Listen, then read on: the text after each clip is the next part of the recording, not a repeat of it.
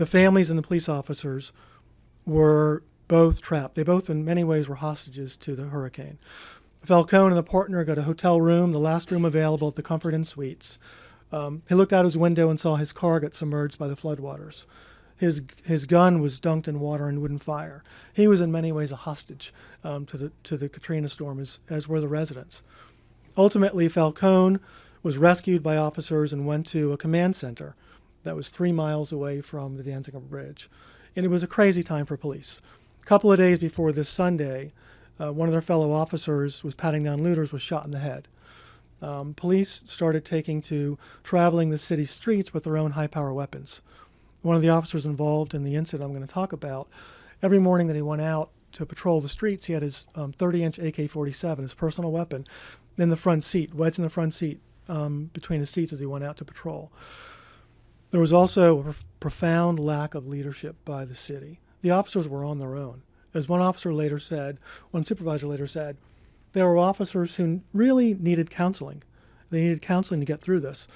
But instead of counseling, they were given high-powered rifles and sent back into duty.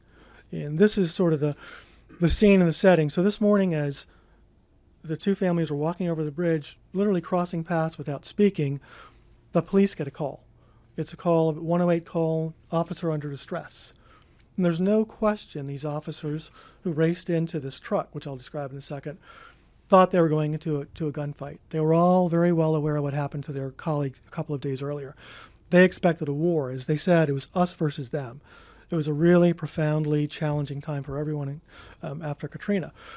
So the time was so crazy, not only did officers get around and use their own personal weaponry, they weren't driving police cruisers. They were driving any truck they could commandeer. And this morning they were driving a budget rental truck. There's 2 officers in front, there's 9 in the back.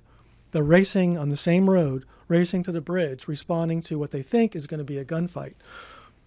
They get to the bridge, and before the truck even stops, the driver leans out the window with a handgun. He's steering with one hand and shooting with the other. And the 2 families on the bridge, the Bartholomew and Madison families, they are stunned by this. They start to hurtle over a concrete barrier. They start to go for cover. The Bartholomew family is at one end of the bridge. The Madison brothers are a little bit farther along the bridge, higher up, when the shooting started. And the shooting didn't stop. The officers didn't ask any questions. They just fired and fired and fired. And by the time they were done, 2 residents were killed. Ronald Madison, the 40-year-old, was killed, shot 7 times in the back. And James Brissett, the 17-year-old teenager with the family, was killed as well. 4 other residents were maimed in really a horrific scene. Susan Bartholomew, the mother, she had her arm shot off. As the bullets were coming, her 17-year-old daughter lay atop her, tried to protect her, and bullets kept coming.